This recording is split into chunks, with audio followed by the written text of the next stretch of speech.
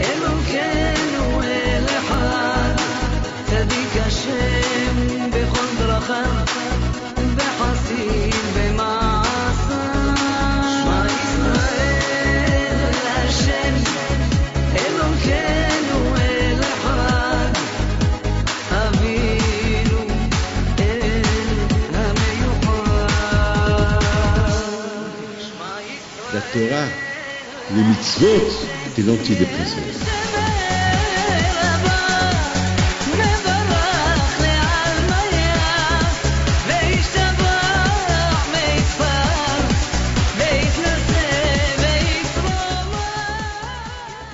Bishut Morav et Rabotai, avec la permission d'Hachem.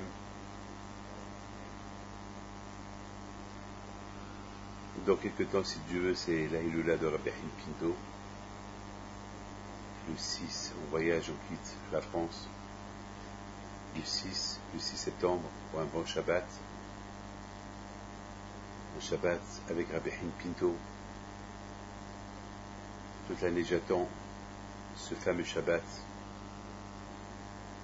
Et si Dieu veut, Be'ezat Hashem, vous êtes tous invités de venir passer avec le Shabbat. Il faut faire vite pour aller chez notre maître, le Tzaddik, Rabbi Pinto alav Shalom. Alors, on approche les vacances. Mais il faut savoir que les vacances, ça ne veut pas dire que on met la Torah derrière nous. La Torah, c'est toujours en face, non? Toujours être panim et panim. Toujours être en face à Kadosh Baruch Hu. Sentir toujours Hachem en face. Et d'ailleurs, dans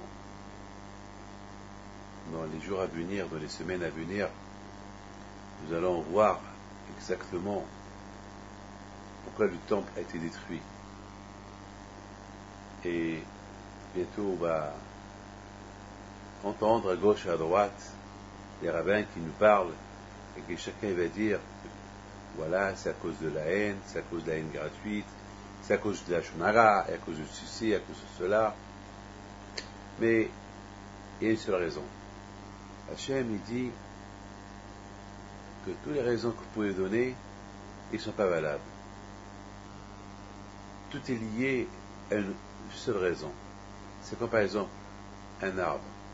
Vous savez très bien que l'arbre, il ne peut pousser uniquement s'il a des racines. S'il n'a pas de racines, l'arbre il tombe. Vous imaginez un arbre qui pèse très lourd et qui n'a pas des racines, il ne peut pas tenir. Comme un immeuble, s'il n'a pas de fondation, il ne peut pas tenir, c'est impossible. Un être humain, un homme, s'il n'a pas les pieds, il ne peut pas marcher, il ne peut pas tenir. Et c'est comme ça. Donc, quand je vais offrir la dit, c'est vrai, il y a beaucoup de raisons. Il y a ceci, il y a cela, il y a une raison. La racine, la raison principale pourquoi le temple a été détruit à la Osvan Torah, parce qu'ils n'ont pas étudié la Torah. Et c'est la raison pourquoi le Beth Amikdash a été détruit. Et vous savez très bien que on a vu dans l'histoire juive, par exemple, on a vu, c'est incroyable ce que je vais vous dire. On peut même étudier la Torah, mais il faut savoir une chose que vous allez peut-être me dire, mais on a vu beaucoup de gens qui ont étudié la Torah et ils sont tombés. C'est vrai, mais vous savez, il y a ce qu'on appelle du superficie. Il y a ce qu'on appelle, vous savez que une vraie couleur, si on parle de la couleur blanche, ou noire, ou marron, ou grise, ou jaune, il faut que ce soit une couleur, vraiment, la vraie couleur. Il ne faut pas qu'elle soit mélangée avec aucune autre couleur. Vous savez très bien que aujourd'hui on peut casser les couleurs avec d'autres couleurs. On invente des couleurs. Mais là, on ne parle pas d'inventer des couleurs. Là, une vraie couleur. Ben, une vraie couleur, on ne peut pas, une vraie couleur, c'est une vraie couleur. Par exemple, lorsqu'on dit étudier la Torah, respecter les mitzvot, c'est pareil que un jour je respecte, un jour je ne respecte pas. Un jour j'écoute un cours, un jour je fais ce que j'ai écouté, et un jour je fais le contraire. ça marche pas. Pourquoi les tzadikim, Akadosh Baruch Hu les écoute? Pourquoi les tzadikim, ils sont super? Pourquoi les tzadikim, ils ont cette valeur de voir Akadosh Baruch Hu? Parce que tout ce qu'ils font, ils le font pour Hachem. Prenez la paracha de Pinhas. La paracha de Pinhas, vous allez voir là-bas une chose extraordinaire. Vous allez voir que Pinhas, la raison pourquoi Akadosh Baruch Hu lui a donné un cadeau éternel, il lui a donné la vie longue. Hachem, il a dit à Pinhas, parce que tu as fait ce que tu as fait pour moi, jamais tu vas mourir. Et on dit que Pinhas, c'est lui, il y a un avis. Jamais il meurt. Il est présent dans chaque Brit Mila. Il est présent dans chaque Brit Mila, il y a un avis. Il y a un avis, c'est Pinhas. Parce que tout ce qu'il a fait Pinhas, il l'a fait pour Akadosh Baruch Hu. Il l'a fait pour Hachem. Et lorsqu'il a vu un couple qui faute, ben, il a risqué sa vie. Il s'est dit, ou je les arrête de fauter et je risque de les tuer, ou bien je les laisse faire. Mais de l'autre côté, il ne pouvait pas accepter. Comment je peux les laisser faire alors qu'ils sont en train de voir Kadosh Baruch Hu de graves erreurs? C'est comme quelqu'un qui m'a écrit une lettre ce matin, m'a envoyé un email. Il m'a dit, Rabbi David, son ami à lui, il va avec une femme mariée. Et la femme de son copain. Il m'a dit, Rabbi David, je ne peux pas admettre ça. Je ne peux pas avoir un ami qui trompe, non seulement qui trompe sa femme, mais il va avec la femme d'un ami, qu'elle est mariée. Comment je peux faire une chose pareille? Comment je peux laisser celui-là? Qu'est-ce qu'il faut faire? Alors je lui dis tout de suite, il faut qu'il lui parle. Il me dit, mais je lui ai parlé, il ne veut pas m'écouter. Je lui dis, alors il faut avertir, peut-être il faut demander l'avis d'un rave. Et le rave va te dire quoi faire. Bon, ça, c'est malheureusement nous. On n'a pas aujourd'hui, on ne peut pas prendre la loi en main. Vous avez la Torah, elle interdit ce genre de choses. Mais on ne peut rien faire. Aujourd'hui, il y a rien. Il faut demander à un rave ce qu'il faut faire. Et qu'est-ce que ce rave va faire? Peut-être ce rave va appeler le monsieur, il va lui parler. Il va dire, c'est péché ce que tu fais, tu vas avec une femme mariée, c'est péché de faire. Mais je ne veux pas rentrer dans les détails pour vous dire malheureusement qu'aujourd'hui on n'a pas le droit de prendre la justice en nous-mêmes. On n'a pas le droit. À l'époque, lorsqu'il y avait le Beit Hamikdash, c'était les rabbanim qui prenaient la justice en main. Je me rappelle, lorsque j'étais jeune, à Essaouira, le grand Dayan, Alav Shalom Bimouché Isgan, un grand tzaddik, je me rappelle très bien que la veille de Shabbat, avant que Shabbat y rentre, il passait au Mellah, il criait Shabbat, Shabbat, Shabbat, Shabbat, Shabbat. Il crie à haute voix. Et ceux qui les écoutent, tout de suite, il leur dit, il passe la troisième fois, je pense, s'il voyait quelqu'un qui n'était pas fermé, il appelait la police marocaine. C'est-à-dire que la police marocaine, elle travaillait côte à côte avec les rabbanim, les rabbins au Maroc. Il appelait la police marocaine, il va dire à la police marocaine, vous allez lui fermer le magasin de force, et puis il va lui interdire d'ouvrir le magasin pendant toute la semaine ou 2 semaines. Une punition. Ils avaient le pouvoir. À l'époque. Aujourd'hui, on n'a pas ça. Aujourd'hui, le monde change, mais aujourd'hui, c'est Hachem qui juge. Nous, on ne fait pas de justice, mais Hachem, c'est lui qui prend la justice en main. Lorsque nous, on ne peut pas faire la justice, c'est Hachem qui fait la justice. Par exemple, il y a une femme qui trompe son mari. Et je lui ai dit, tu n'as pas le droit de faire ça, parce que je l'ai appris. Il m'a dit, mais personne ne le sait. Il m'a dit, même vous, Rabbi David, vous ne le savez pas. On vous a dit, vous n'avez aucune preuve que je trompe mon mari. Je lui ai dit, entre vous et moi, je sais que je n'ai pas de preuve, mais vous savez ce que vous faites. C'est péché ce que vous faites. Il m'a dit, elle n'avait pas de rêve.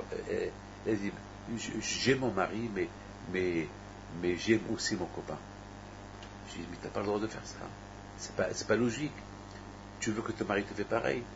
Il me dit, non, je voudrais pas. Je lui ai dit, toi tu lui fais, mais tu n'as pas le droit, mais c'est pas logique. Tu sais que personne ne peut te punir, mais Hachem, c'est ce que tu fais. il peut te punir Hachem. Bon, malheureusement, je suis resté comme ça. Mais on voit dans la parasha de cette semaine que Pinhas, il ne pouvait pas admettre ce que ce monsieur-là vit devant tout le monde. Devant tout le monde. Avec une autre femme. Donc il est parti en risquant sa vie pour les punir.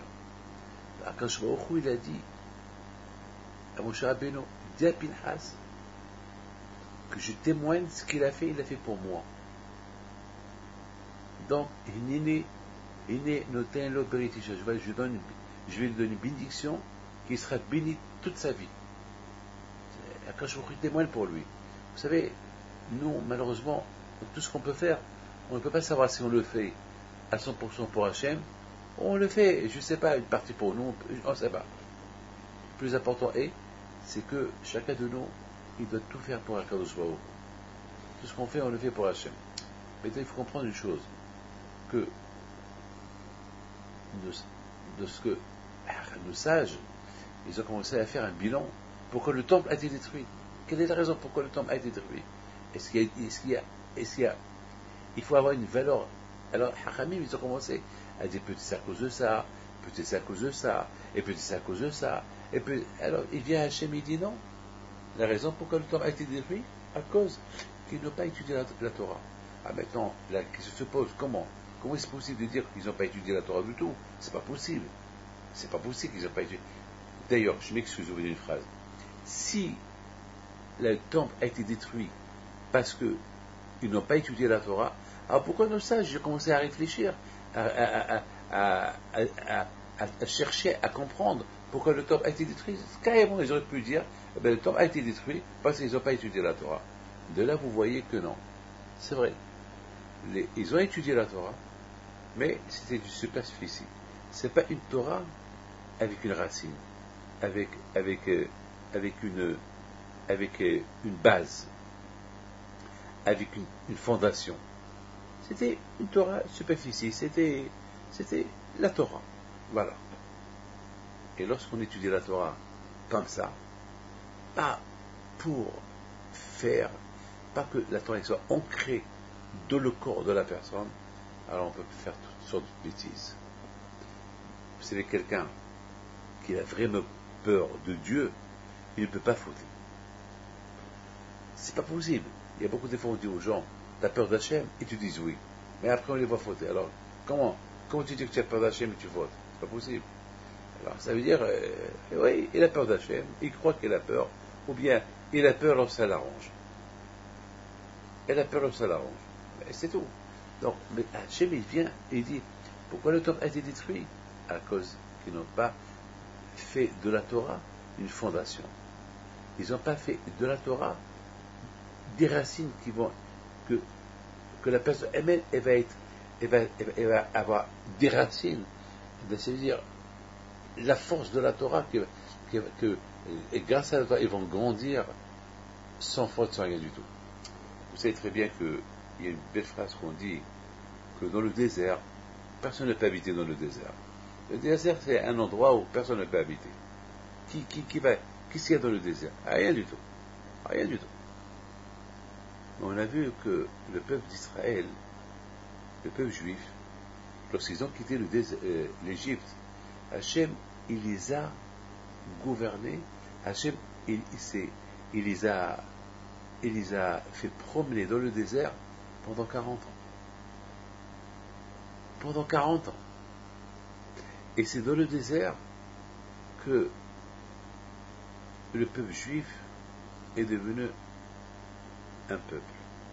Hachem, il n'a pas fait à ce que les juifs, en quittant le désert, ils vont rentrer dans la terre de Canaan et faire la guerre avec ceux qui habitent dans la terre de Canaan et occuper leur terre et dire voilà, non. Hachem, il les a fait tourner et tourner et tourner pendant 40 ans dans le désert. Et Hachem, il les a entraînés à devenir vous savez, ils n'étaient pas 10 ou 20 ou 30 ou 1000 ou 1 million, ils étaient quelques dizaines de millions de juifs dans le désert, vous imaginez? Imaginez tout Paris dans le désert. Imaginez tout New York dans le désert. Imaginez-vous Hong Kong au São Paulo dans le désert. Ils avaient ni égouts, ni eau, il n'y avait rien. C'était étalé, des tentes. Donc il a dit, Bil'am, Matubu Alekhayakum, quelles sont jolies tes tentes. Il n'y avait que des tentes. Chaque tribu, il occupait une place. C'est comme par arrondissement. Il y a premier arrondissement, deuxième arrondissement, troisième arrondissement. Il y avait 12 tribus dans le désert. Et au milieu, il y avait le tabernacle. Et autour du tabernacle, il y avait la tribu de Lévi et les Kohanim qui étaient autour. C'est inimaginable. Vous imaginez, lorsqu'ils devaient voyager dans le désert, ils voyageaient comme ça dans le désert. Avec quel ordre? C'est inimaginable. Même Bil'am, Haracha, le Bil'am, qui détestait les Juifs, il ne pouvait pas imaginer. Il a dit, Matouva, qu'ils sont jolies tes tentes. Lui-même, il était pris de comment ça s'appelle, il ne pouvait pas imaginer le peuple juif. C'était inimaginable. Il était passionné de voir ce peuple qui marchait comme ça. Et c'est là que Hachem, il les a traînés. C'est comme quelqu'un qui s'entraîne pour faire la boxe, quelqu'un qui s'entraîne pour courir, pour faire un marathon. Eh bien, quand je les a entraînés dans le judaïsme, ça a pris 40 ans. 40 ans dans le désert. Et le désert, c'est un endroit que personne ne peut habiter. Et à Israël, comme une fleur. Vous savez très bien, dans le désert, il n'y a pas d'arbre, il n'y a pas de vie, il n'y a rien. Mais quelque part, parfois dans le désert, on voit un arbre qui pousse. Parce que là-bas, c'est un peu humide. Un peu d'humidité. La Barabotaï, Hachem, il a donné la Torah. La Torah, on appelle la Torah Tal. Tal, c'est quelque chose humide. C'est la rosée. Parfois, dans le désert, il y a un endroit où il y a un peu de rosée, qu'elle tombe là-bas, et soudainement, ça va, la terre, elle va donner une naissance. Elle va lâcher une fleur. La rosée. La rosée, c'est la vie. Ketal orot alecha. Et voilà, Hachem, il a donné la Torah. On compare la Torah à la rosée. Vous savez très bien que on dit Hoi kol tzameh lechamaim, celui qui a soif qui va vers l'eau. Et c'est quoi? L'eau, on symbole l'eau à la Torah. C'est-à-dire un homme, c'est comme un ka'etz hasadeh. On compare l'homme à l'arbre. Mais l'arbre, sans l'eau, l'arbre va mourir. Oui, l'homme aussi, l'être humain, sans la Torah, il ne va pas exister. C'est la Torah qui va le rendre un homme. Donc c'est pour ça qu'on dit, celui qui a soif, l'homme qu'on compare l'homme à l'arbre, et qui veut exister, qui veut vivre, il faut qu'il s'arrose. Et il s'arrose avec la Torah. La Torah, elle donne à l'homme, elle lui donne une allure, elle lui montre le chemin, comment vivre. Et c'est la raison pourquoi, quand je vais au cours, il a voulu montrer au peuple juif dans le désert, voilà, vous êtes perdus dans un désert. Vous êtes perdus dans un désert. Vous savez, nos sages, ils disent que le désert, on compare le désert au monde entier. Le monde entier, c'est chacun et son intelligence. Et chacun et sa pensée. Il y a cette nation, c'est sa pensée, cette nation, c'est sa pensée. Chacun, comment il vit. Chacun. Il y a des cultures de partout. Vous savez, quelqu'un m'a dit hier, vous savez, je suis en train de lui parler un peu de la religion, il a commencé à rigoler. Il vient chez moi, parce qu'il a un problème, et je lui parle de tefilin, et je lui parle des choses, il rigole. Et c'est loin de lui. Il est pris dans sa tête, il est pris dans dans une vie, très très américaine, très européenne, très asiatique, très... il ne comprend pas ce que j'étais en train de lui dire. Je le comprends. Moi, je le comprends, mais lui, il ne peut pas me comprendre. Mais ce que, à un moment donné, je lui dis, bon, puisque tu ne me comprends pas, qu'est-ce que tu veux de moi? Il me dit, je veux que tu m'aides. Je dis, pour t'aider, il faut que toi aussi tu m'aides. Il faut qu'on trouve un équilibre, il faut qu'on trouve un terrain d'entente. Mais comment tu veux que je t'aide si tu ne me comprends pas, je ne te comprends pas? Je te comprends, mais disons que je ne te comprends pas. Et à la fin, je l'ai fait comprendre un peu. Il a commencé à comprendre. Et c'est ça, malheureusement, c'est ce que nos sages disent. Nos sages disent que ce monde-là, c'est comme un désert. C'est un monde de la même façon que le sable, il est incalculable. Et dans le désert, il fait chaud, il n'y a pas d'habitation, il n'y a rien du tout. On vit dans un monde d'idées, des idées incalculables. Chacun, il a ses idées, chacun, il fait tout pour faire de ses idées les meilleures. Donc, on est dans un monde fou, un monde d'idées. Mais donc, qui a raison? On verra un jour qui a raison. Entre-temps, il va y avoir ici une invention, après il y a quelqu'un qui va inventer autre chose, et c'est comme ça, et les idées tombent. Par exemple, un monsieur hier, il me dit, les BlackBerry aujourd'hui, il n'est pas valable, il y a aujourd'hui la technologie meilleure. Voilà. Et cette technologie meilleure qu'il y a aujourd'hui, elle va plus valoir dans un mois, parce qu'il va y avoir une autre technologie meilleure, et tout change.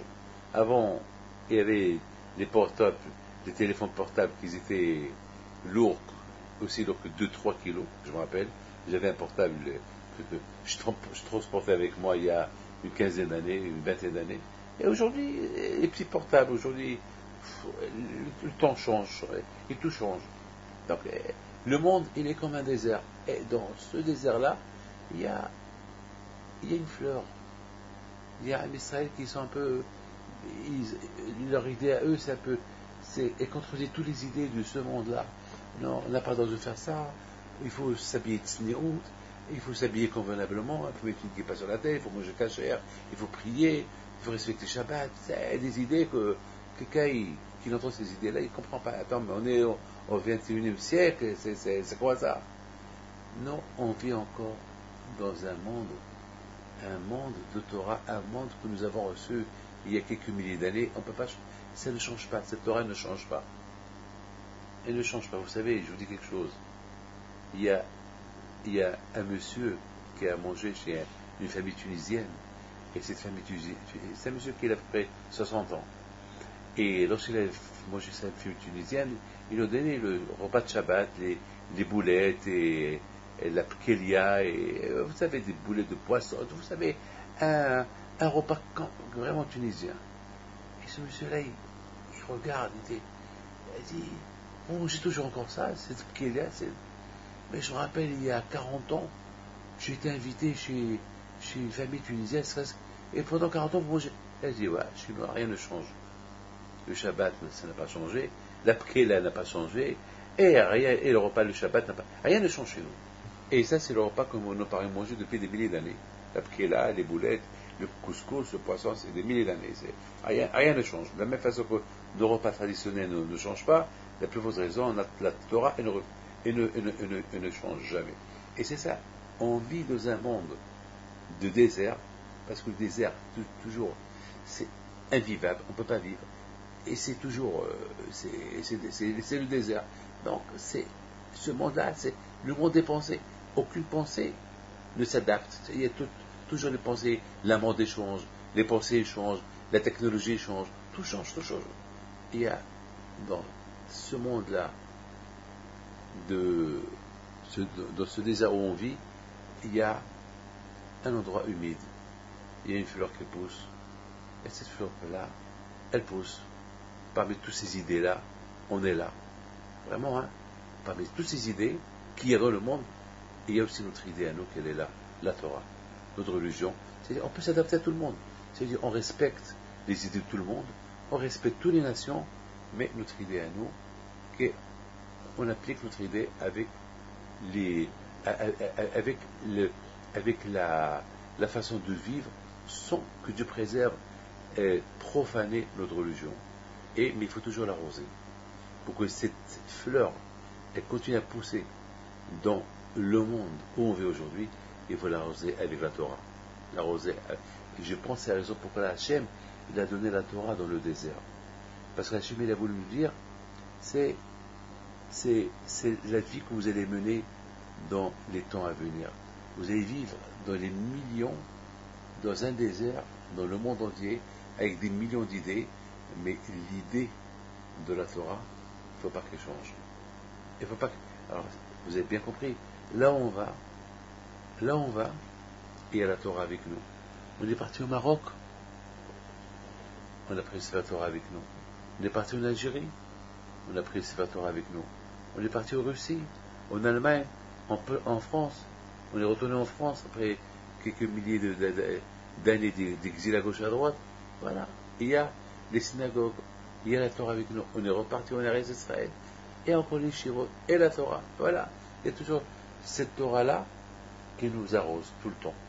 Voilà. Là où on vit dans un monde aussi grand que le désert, mais il y a, là où on va, on arrose l'endroit où on va habiter, et il y a la fleur qui va naître, et on va construire une synagogue, et un mikvé, et la cacheroute, et c'est comme ça.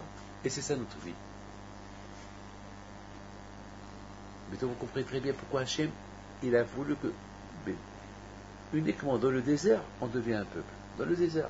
Pour Hachem veut nous enseigner que la vie qu'on va mener dans les milliers d'années à venir, jusqu'à la venue de Mashiach, ça va être une vie qui va être pleine d'idées.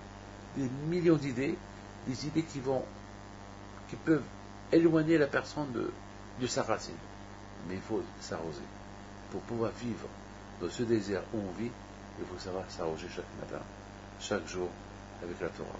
Donc, et on va résister. Beaucoup de fois, ça nous arrive d'être dans le désert ou voir une belle photo d'un bel arbre, de très jolies fleurs sauvages dans le désert. On appelle toujours que les fleurs, les arbres, ils poussent dans le désert, on les appelle des arbres sauvages ou des fleurs sauvages, parce qu'ils poussent dans le désert. À Barabotaï, le juif, d'une manière, il est sauvage. Lorsque je dis le mot sauvage, qu'on dit chaque matin, il y a As Kanamer, les rats de Gibokahari, les Kalkatzvi, chaque matin après on dit il faut être aussi fort que le lion, il faut être aussi hatsu, aussi violent que le tigre, il faut être rapide comme la gazelle. Mais tout ça pourquoi? Pour faire plaisir à Hachem. Regardez le lion. Le lion il est très fort. Regardez le tigre, il fait peur le tigre. Mais tout ça c'est pour sa survie, pour leur survie. La chèvre, elle est rapide lorsqu'elle se sent en danger. Elle va commencer à se comporter. Il faut se comporter ce qu'on appelle Hayut HaKodesh, un animal sauvage, mais du côté saint, du côté sainteté, pour servir à Kadosh Baruch Hu. Il faut être rapide comme le lion pour servir à Hachem. Il faut être fort comme le lion pour servir à Hachem. Être rapide comme la gazelle pour servir à Hachem. Être féroce comme le tigre pour servir à Hachem. Uniquement pour servir à Hachem. Pas pour tuer, pas pour voler, pas pour être rapide pour faire une faute. Vous voyez? Donc, c'est ce qu'on appelle Kishoshana Benahohim, comme une belle fleur qui pousse entre les épines. Il y a beaucoup des épines, on voit des petits champs, il y a des épines, et voilà une fleur qu'elle est là-bas. C'est ça, Rabotai Am Israël. Donc, Rabotai, c'est ce que le temple a été détruit à cause de ça. Le temple a été détruit parce que ils n'ont pas fait de la Torah une racine qu'on ne peut pas déraciner. Parce qu'une racine fait d'autres racines jusqu'à qu'on ne peut plus la déraciner. Jusqu'à que l'arbre devient solide. Ouais, c'est ça. C'est vrai, ils ont étudié la Torah. Mais ils n'ont pas étudié la Torah pour faire de la Torah une racine. Ils ont étudié. On va à la synagogue, on fait la prière, on étudie, et après on ne fait rien du tout. Donc ça, a priori, nos sages de l'époque, ils n'ont pas compris pourquoi le temple a été détruit. Chacun il a commencé à peur à cause de ça. Parce qu'ils n'ont pas dit c'est à cause de l'étude de la Torah. Parce qu'ils ont vu les gens qui étudient la Torah. Ils ont les gens qui écoutent des cours de Torah. Mais ils n'ont pas compris pourquoi le temple a été détruit. Parce que Hachem a dit oui, ils ont étudié la Torah. Mais pas une Torah de faire cette Torah une couleur. Ils ont mélangé la Torah, ils ont mangé la couleur avec d'autres couleurs, sauf que la couleur elle a perdu sa vraie couleur. Vous savez, quand Hachem il a créé le monde, il a dit Naase Adam, Betsalmeno. On va créer un homme à notre image. Vous savez que Hachem il n'a pas d'image. Alors c'est quoi à notre image? Eh bien, à notre image, à l'image de la Torah. On va créer un homme à l'image de la Torah. Un homme qui va vivre dans la Torah. Pas, vous savez qu'est-ce que nos sages disent, et je l'ai vu ce matin dans ce beau livre-là. Un livre d'un grand tzaddik tunisien qu'il a écrit, il s'appelle Vaishma Moshe. Il s'appelle c'est de Rabbi Moshe Solem alav shalom de Gardia alav shalom. C'est un grand tzaddik. Il apporte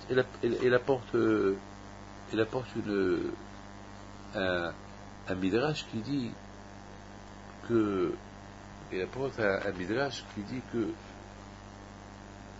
lorsqu'un homme il faute, c'est dur ce que je vais vous dire, lorsqu'un homme il faute, les animaux ils n'ont plus peur de lui.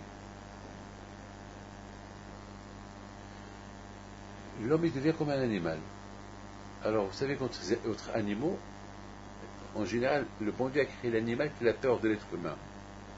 Mais comme une fois Rabbi Haïm Ben Attar, alav shalom, il y a aussi le rêve de Tlemcen. Il y a aussi un homme qui s'appelle Yaakov Ben Shabbat. Il y a beaucoup d'histoires comme ça. Des grands tzadikim qui ont affronté les animaux. Ils n'ont pas eu peur comme le prophète Daniel, que le roi de Perse il a jeté chez les lions. Et les lions, ils n'ont pas mangé, ils sont restés à côté de lui. Même qu'ils étaient affamés, ils n'ont pas touché. Jusqu'à que le roi il a cru qu'ils n'étaient pas affamés. Il leur a jeté un homme, ils l'ont dévoré en plein air, ils l'ont dévoré. Et on fait Behem Atar pour ne pas profaner Shabbat. Il a campé dans le désert, et il voit un lion qui va s'asseoir à côté de lui. Et après Shabbat, il est monté sur le lion et l'accompagne en ville. Le frère de Tlemcen, pareil.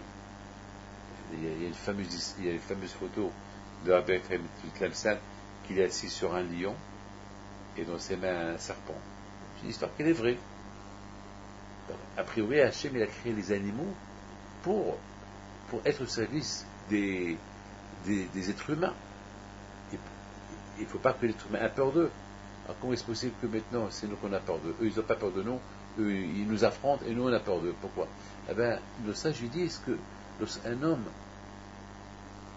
il ne respecte pas la Torah, alors Hachem il lui enlève l'image de l'être humain et il ressemble, et puis l'animal il croit qu'il a affaire avec un autre animal.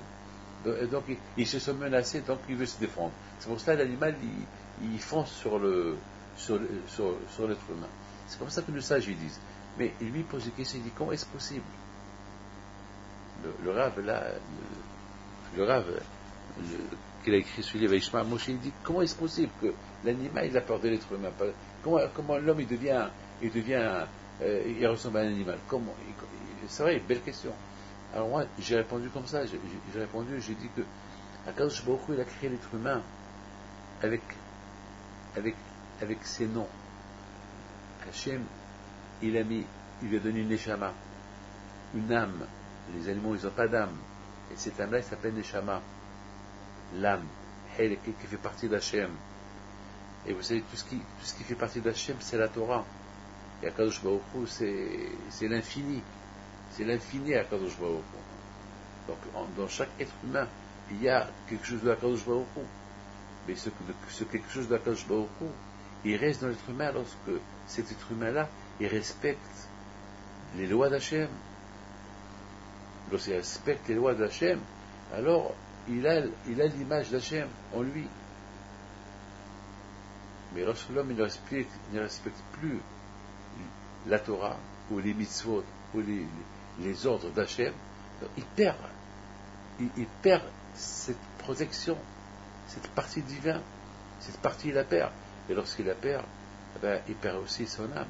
Et lorsqu'il perd son âme, il devient comme tout le monde. C'est quoi la différence entre un animal et l'être humain? Il n'y a pas une grande différence, à part la parole. L'être, il est né, il mange, il dort, il a des enfants, l'être humain c'est pareil. C'est la parole, c'est la hukma, la sagesse. Mais imaginez-vous que l'animal parle. Du coup, s'il commence à parler, il peut aussi travailler. Il peut aussi commencer à faire des affaires. Il peut aussi écrire des chèques. Peut-être qu'il ne va pas écrire, peut-être je ne sais pas comment il va faire. Mais je vous dis, la différence entre l'être humain et l'animal, c'est que l'homme il parle, et l'être humain il ne parle pas. Et l'être humain il parle, et l'animal ne parle pas. Donc c'est là où il y a le. Donc vous avez compris que Akadosh Baruch Hu, maintenant on comprend très bien pourquoi l'animal il a peur de l'homme. Lorsque l'homme il est attaché à Dieu, l'animal il a peur de lui. Il sent qu'il y a il va dans l'être humain, il voit la grandeur d'Hachem, il a peur de lui, il s'éloigne de lui. Mais lorsque l'être humain perd cette physionomie spirituelle de lui, qui est en lui, donc l'animal il n'a plus peur. Il n'a plus peur de lui. Mes amis, maintenant on comprend pourquoi le temple a été détruit. Le temple a été détruit parce que, par exemple, le deuxième temple, on dit qu'il a été détruit à cause de la haine gratuite. Mais nos sages disent qu'ils ont étudié la Torah. Alors, d'un côté, il y a une contradiction ici. On nous dit que la Torah, c'est la base. On nous dit que grâce à la Torah, l'homme il devient l'arbre avec des racines. L'arbre avec une fondation. Donc, comment est-ce possible que la Torah, qui était une fondation, qui est la racine, comment est-ce possible que les gens, ils ont continué à se détester? Alors comment? On a dit que le premier temple a été détruit à cause qu'ils n'ont pas étudié la Torah avec amour. Donc ça n'a pas fait des fondations. Donc ça n'a pas fait le fait qu'ils n'ont pas étudié la Torah avec effort. Donc la Torah elle a perdu sa couleur. Elle a perdu sa couleur. Donc le fait qu'elle a perdu sa couleur, donc le temple a été détruit. Mais alors là, on nous dit qu'ils ont, à l'époque du deuxième temple, ils ont étudié la Torah. Ils étaient des grands haramim. Et comment est-ce possible que, malgré tout, comment est-ce possible que le temple a été détruit? Et on dit que, alors comment est-ce possible? Eh bien, mes amis, il faut savoir une chose. Écoutez bien ce que je vais vous dire. Il ne faut pas simplement dire, je vais étudier la Torah. Il faut savoir une chose, que le Yetzirah, son ennemi numéro 1, c'est lorsqu'il voit quelqu'un qui étudie la Torah. C'est l'ennemi numéro 1, le Yetzirah. C'est-à-dire, qu'est-ce qu'il fait?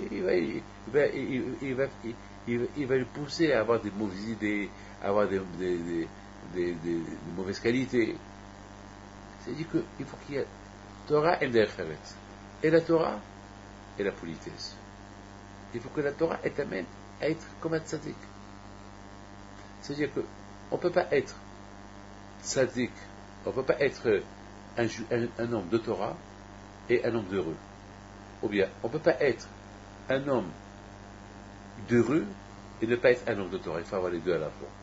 Donc malheureusement, et le premier temple et le deuxième temple, ils n'ont pas eu les deux à la fois. Le premier temple, ils avaient peut-être des bonnes actions, des bonnes midotes, des bonnes qualités, mais il n'y avait pas la Torah. Le deuxième temple, il y avait beaucoup de Torah, mais il n'y avait pas de bonnes qualités. Et ça ne marche pas. Il va avoir les deux à la fois. Donc tu ne peux pas dire, je vais être un rabbin avec des mauvaises qualités, que je vais avoir de bonnes qualités et sans la Torah. Ça marche.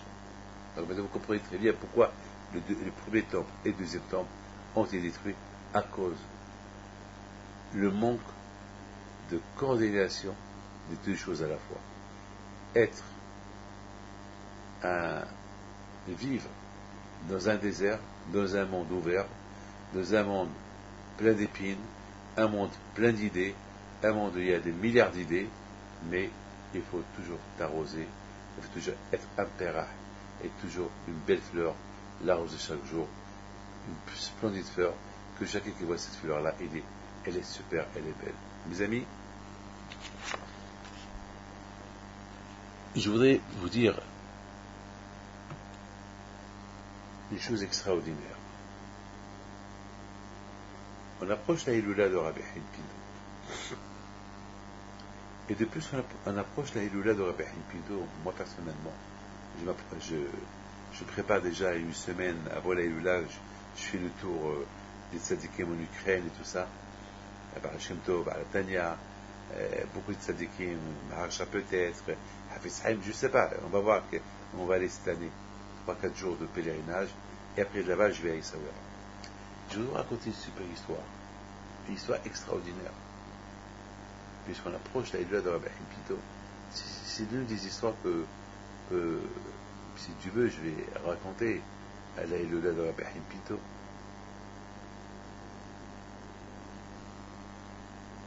L'année dernière, il y a un monsieur qui est parti pèleriner à Rabbi Haïm Pinto à Essaouira. Mais ce qui est extraordinaire, c'est que il voit tous ces gens qui prient, et lui, le pauvre, ça fait longtemps qu'il n'a pas d'enfants. Ça fait 13 ans qu'il n'a pas des enfants. Et il prie. Il prie à Hachem. Il y a un qui lui dit, mais tu as bien fait de prier, et tu vas voir, l'année prochaine tu viendras avec un enfant. Au moins tu viendras dire, ma femme elle est enceinte. Peut-être tu auras un enfant, tu l'appelleras Haïm. Eh bien c'est le cas. C'est ce qui va se passer. Et la même histoire, je l'ai eue l'année dernière, alors j'étais en Argentine. Je crois que la Haïm Pinto, il a une force avec les enfants, je ne sais pas. C'est quelque chose d'extraordinaire, je n'arrive pas à comprendre. Et il y a une femme là-bas qui est chez moi mais il y avait un monde fou, donc j'étais debout et les gens y passaient parce que je ne pouvais pas m'asseoir avec chacun parce que c'était impossible, je devais voyager et je ne pouvais pas. Ben, là-bas, il y a une femme, elle arrive, elle pleure devant moi. Je dis, oui madame. Elle dit, je voulais parler, et là je vois que tout le monde passe, tout le monde est pressé. Malheureusement, j'ai pas de chance. Malheureusement, j'ai pas d'enfant, je suis malheureuse. J'ai dit, madame, parlez. Qu'est-ce qu'il y a? Elle n'était pas à l'aise. Alors, une femme qui me dit, elle pleure parce que ça fait longtemps qu'elle n'a pas des enfants. Donc, j'ai dit, c'est bon, je te fais la bracha avec les Dachem. Elle n'était pas convaincue et elle est partie. Elle n'était pas convaincue, elle est partie. Donc, à un moment donné, je vois encore qu'elle retourne. Mais elle retourne avec une autre femme qui est déjà passée. L'autre femme me dit, Rabbi David, voilà, cette femme-là, je l'ai rencontrée dans la rue, elle pleure, la pauvre, voilà. Je lui dis, mais je te fais une bracha. Elle dit, mais elle n'a pas senti la bracha. Ça m'a fait plaisir de voir une femme qui me dit, elle n'a pas senti la bracha. C'est beau, hein? Ça veut dire qu'elle a la émouna. Ça veut dire qu'elle a la foi. Parce qu'elle n'avait pas la foi, elle ne va pas pleurer. Elle a la foi, c'est extraordinaire. C'est bébé, ça m'a... Alors, là, je lui dis, assieds-toi, madame. Qu'est-ce que tu veux? Elle pleure encore une fois. Elle me dit, ça fait longtemps que je suis marié, j'ai pas des enfants, et je veux un enfant. Et puis, je dis, ma fille, tu peux faire cette mitzvah. Tu peux faire mikvé. Ou cette mitzvah. Au moins, tu fais un échange avec le bon Dieu. Tu demandes quelque chose que les médecins n'ont pas pu te donner. Oh, malheureusement, ça fait 12 ans que tu n'as pas d'enfant. Et maintenant, tu veux quelque chose d'Hachem. Alors aussi, au moins, fais quelque chose en échange. Accepte sur toi une mitzvah à faire. Et me dit, d'accord. L'histoire pour moi est terminée. Et grâce à Dieu, j'étais là-bas il y a 2 semaines, en Argentine. Et grâce à Dieu, cette femme, elle va accoucher, si Dieu veut bientôt. Comment, je ne sais pas. Vous comprenez, l'aïmouna, elle ne s'achète pas. L'aïmouna, c'est pas un cadeau. L'aïmouna, il faut chercher. Pour trouver de l'or, il faut creuser. des mines d'or. Pour trouver de l'eau, ben, il faut creuser. Trouver de l'essence, il faut trouver. Trouver une femme, il faut la chercher. On ne trouve rien sans faire un effort. Vous voulez manger, ben, il faut sortir acheter du manger. Vous voulez quoi? Vous voulez gagner de l'argent, ben, il faut travailler. Eh ben, vous voulez la émouna, vous voulez croire en Dieu, ben, il faut chercher. Il faut faire des... David Ameller, alors il disait comme ça. Il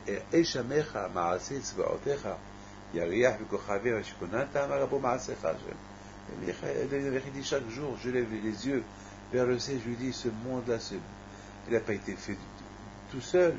Il y a un créateur, il y a quelqu'un qui l'a créé. Ah, qui sont grands, quelle est grande ta force Hachem, Marabou Ma'asef Hachem. David Ameller, même le roi David.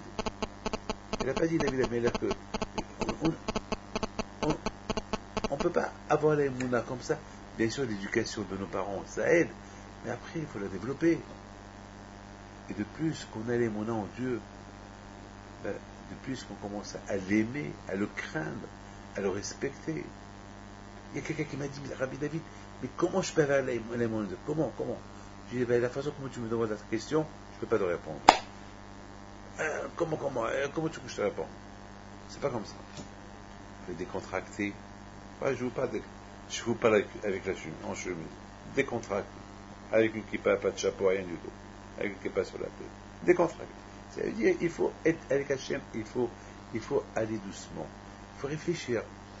Vous savez, lorsque vous avez un examen, eh ben, il faut étudier. Il faut bien répéter les leçons. Il y avait quelqu'un qui m'a apporté il allait avoir des examens sur des poèmes. J'ai commencé à lire les poèmes. Et j'ai commencé à lui dire, mais tout ça c'est du faux, tout ça. Mais c'est des poèmes. Et même qu'il y ait des choses qui n'existent pas, des poèmes, des histoires qui n'existent pas. La chèvre de M. Slogan, une chèvre qui appartient à M. Slogan. C'est une invention, c'est la poésie, c'est une histoire. Et de ça, on a écrit des livres, des livres et des livres. Jusqu'à qu'on a rendu un poème réalité. Jusqu'à que maintenant, lorsqu'on parle de la chèvre de M. Seguin, on imagine un M. Seguin, une chèvre qui parlait. Alors que tout ça, c'est du faux. Victor Hugo est arrivé à faire d'un poème une vérité. Et nous tous, on sait que ce n'est pas la vérité. C'est une récitation. Et on l'apprend. Alors là, je dis, tu peux pas faire de la vérité. Tu peux pas chercher un peu la vérité et tu vas trouver que cette vérité est la vérité. Vraiment, c'est ça, Rabotai, la Emouna. La Emouna, lorsqu'on la cherche, on la trouve. Lorsqu'on commence à penser à Dieu, à Hachem. Hachem va t'aider pour croire en lui. Mais il faut que tu cherches. Mais si tu ne cherches pas, comment tu veux qu'il te dise je suis là? Abraham Abinu le premier. Au départ, il était idolâtre. Il ne savait pas que c'était qui Dieu. Il croyait que c'était le soleil, après il croyait que c'était la lune, après il croyait que c'était des étoiles, et après il dit non. Il y a un créateur qui a créé tout ça. C'est pas possible. Et c'est comme ça. Au départ, c'est le désert, et après, tu commences à découvrir. Et au fur et à mesure que tu découvres, eh ben, tu commences à devenir un être humain dans le désert. Et après, tu deviens une fleur. Mais n'oublie pas, pour que cette fleur-là, elle tienne bon dans le désert, il faut l'arroser. L'arroser. Tu arrêtes de l'arroser, elle va crever, elle va mourir, elle va disparaître. Après, elle va faire partie du désert. Voilà. Que Hachem nous protège. Et si Dieu veut qu'on se voit à la Iloula de Rabbi Haim Pinto, à bientôt.